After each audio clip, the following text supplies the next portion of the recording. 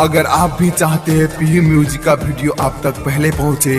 तो लाल बटन के दबा के सब्सक्राइब करें और बेल आइकन को दबाना। प्रेम से वाली कलकत्ता वाली काली की दर्शन पे बई दर्शन पे दर्शन पे बई दर्शन पे म्यूजिक डायरेक्टर विकास अखन हम सब गोटे सुन रहल छी पीयू म्यूजिक के माध्यम से सिंगर मुरली दीवाना के आसिन में हमहू गाम एबे मैया के पूजले बहेरी जेबे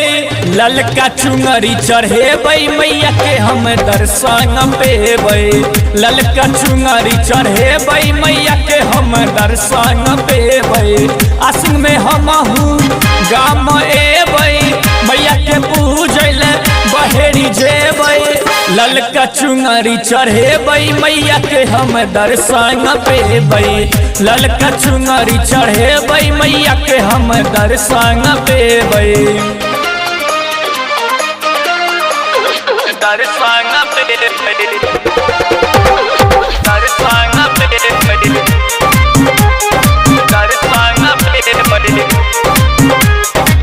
डीजे विकास डीजे विकास डीजे मैया के महिमा तो छई महांग रे पूजै छै हिंगा दुनिया जहांग रे दुनिया जहांग दुनिया जहांग मैया के महिमा छई महांग रे पूजै छै हिंगा दुनिया जहांग रे कमल फूल के आसन बिछेबै मैया के हमहू ओइ पर बैसेबै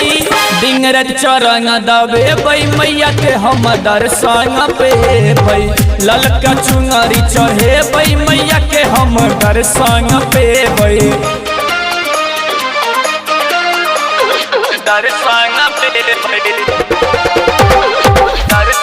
पे दर्शन पे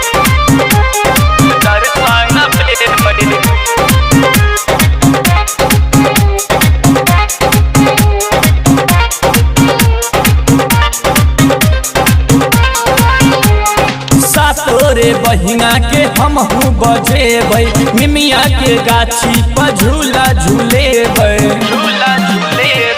झूला झूले सातोरे बहिना के हमहू बजेबै निमिया के गाछी पर झूला झूलेबै मन समैया के हमहू पूजबै साँझ भिनसर आरती गेबै हलवा पूरी के भोग लगेबै मैया के हम दर्शन पेबै ललका चुनरी चढ़ेबै मैया के हम दर्शन पेबै दर्शन पे दर्शन पे दर्शन पे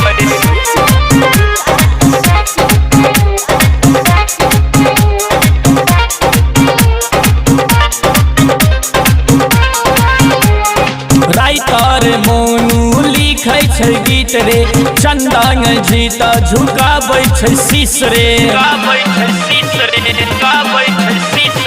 राइटर मोनू लिखै छै गीत रे चंदन जी त झुकाबै छै शीश रे